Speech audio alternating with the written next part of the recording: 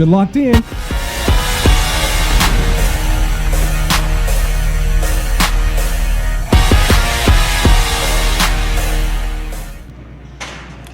And we are here at the Orleans Arena here in Las Vegas, Nevada. Yes, Las Vegas, Nevada. It is early in the morning here on the West Coast. And with me, I have the voice of the UMKC women's basketball team, Mr. TJ Jackson. How you doing this morning? Very good. Excited for the WAC tournament to get underway here today. Man, okay, so now UMKC, they're coming in seeded 5th, and they're playing Utah Valley.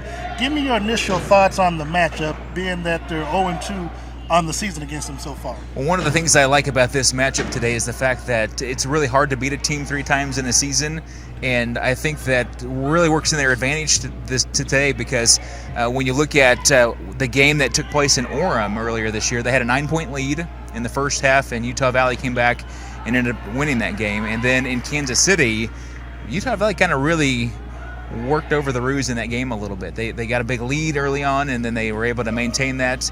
And so I think having the chance to be able to get a rematch with them today, it's going to be really in the Roos' favor because, like I said, it's really hard to beat a team 3 times. Now, this is Darren Smith, and we are here with the ship with Fox Sports Radio here on location, also on KCPS TV. And so, again, we're here at the Orleans Arena. Tip-off is 2 o'clock p.m. on the Pacific time, 4 o'clock back home at Central Time. Now, TJ, how long have you been the voice of the Lady Roos? This is my 10th season with UMKC. Wow. So what made you get started doing basketball with them? Just love the fact that this is a team that I grew up watching and had the opportunity to be able to come on and do games for UMKC 10 years ago. And boy, I tell you what, 2012 was the season that really stands out because we're 1 point away from getting to the NCAA tournament and lose to South Dakota State in that championship game. And to have a chance to be able every single year to continue to fight and try and get to that tournament for the first time, that's something that I know could be really special for Roo fans. Now you can follow along with Mr. TJ this afternoon at 2 o'clock. Going to UMKCkangaroos.com, and he'll be bringing you play-by-play action all by his lonesome now, so you never know. I might just drop in and just audio bomb him. You just never know. But so now they're going to open up the tournament. So the Wolverines, what do you see UMKC needing to do to take that next step forward? You know, obviously, as we mentioned, they've lost 2 in a row, but what is it that you think that the coach is going to need to do differently this time to make them successful? A couple of key players to really watch for Utah Valley is Mariah Seal. She's one of the best point guards in the conference, and she had a really fantastic season. And then somebody that's also come along pretty strong for Utah Valley is Sam Loggins. She's a senior. She's been in this program for quite some time and really had a fantastic senior year. Was a first-team All-WAC selection and really a big presence in the paint. That's going to be a good matchup between her and Kiana Law today. That's going to be a key to watch. And then also Tostin, what she can do on the defensive end. She's one of the toughest defenders in this conference, and to see her going up against the UMKC guards, that's going to be a big key. Now, let's talk about Coach Freese, Miss Marcia Freese. Now, she's been here. This is her 4th year, I believe.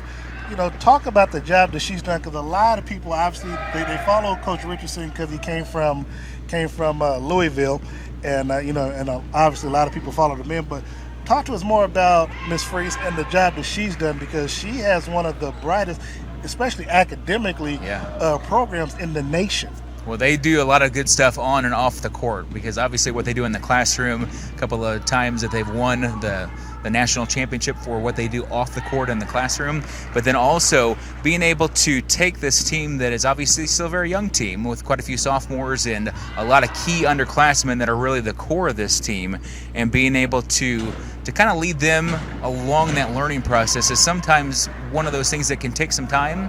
But I think what's going to be interesting about today is for the core group of this team, which are basically sophomores and freshmen, the sophomore class, this is their second chance to be in the WAC tournament, and I think that year of experience can really have a big benefit.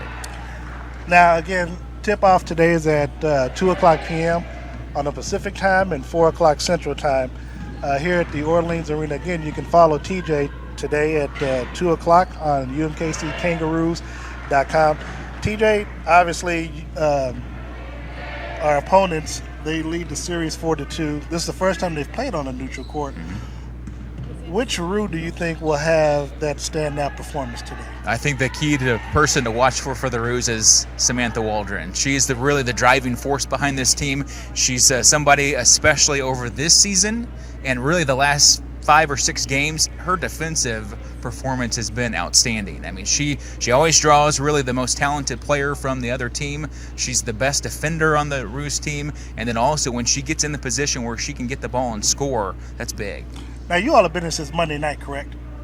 Correct, yes. Okay, so how did practice go, and how did practice look yesterday for you all? And I mean, for you, just so you all know, we are here at the early morning shoot around before they played today. But how did practice look with the girls yesterday, and how is their confidence leading into today's ball game? I think they're confident. This is a team that they believe in themselves, and they're a young group. They like to get after it, especially on the defensive end. And I think that when you look at what they're kind of focusing on trying to accomplish today, they're a group, they believe in themselves, and I think that they're kind of excited to get the first game. And that's always an interesting time of a conference tournament, that very first game, because typically there aren't a lot of fans for the opening game, and the environment can be a little bit suspect. But I think that this team, they're able to kind of block that stuff out and just kind of focus on the job at hand. Do you think any of them are rather nervous right now, or do you think because both teams know each other, they're just ready to just throw the ball up and just get to playing? I think that's an interesting point, because having it been the third time that they're going to play each other this year, there's probably a lot of that. It probably comes down to a lot of execution just with your game plan. But I think nerves will play a little bit of a factor, especially in the early first 5 minutes of the game. And generally, it is hard to beat a team 3 times in one season. So, of course, the first game was an 8-point loss that they suffered, and the second game, I believe, was a 13 or 14-point loss. So, if you had to put your finger on one thing that the team would need to do, whether it's rebounding, pressure on defense, or just good ball movement, what would you say would be the most vital key to today's game? I think maintaining control of the basketball. Turnovers are a key to limiting that on the offensive end, because when we've seen the Roos do a good job at that, they've been really good on offense. It's really helped the offense kind of get in rhythm and get more in sync, and when they take care of the basketball, that's a big factor. And I would also say free throws. When you have the opportunity, you've got to take advantage. You never want to give away free points, especially when they give them to you. No doubt. So, TJ, I want to thank you for your time. Absolutely. And hey, again, 2:00 today. If you can't log on and watch the game, be sure to tune in at 2:00 p.m. and listen to TJ Jackson at UMKC Kangaroos.com. Now, TJ, before we go, how can people follow you on social media? You can check it out on Twitter if you'd like to follow me that way. It's TJ Jackson KC. It's my Twitter handle if you'd like to check that out. Or the UMKC Roos. It's a way to be able to follow UMKC Athletics, and we look forward to a great WAC tournament. Now, normally I like to put people on the spot, so I'm going to do it just this one time. Give me your thoughts and prediction on today's game.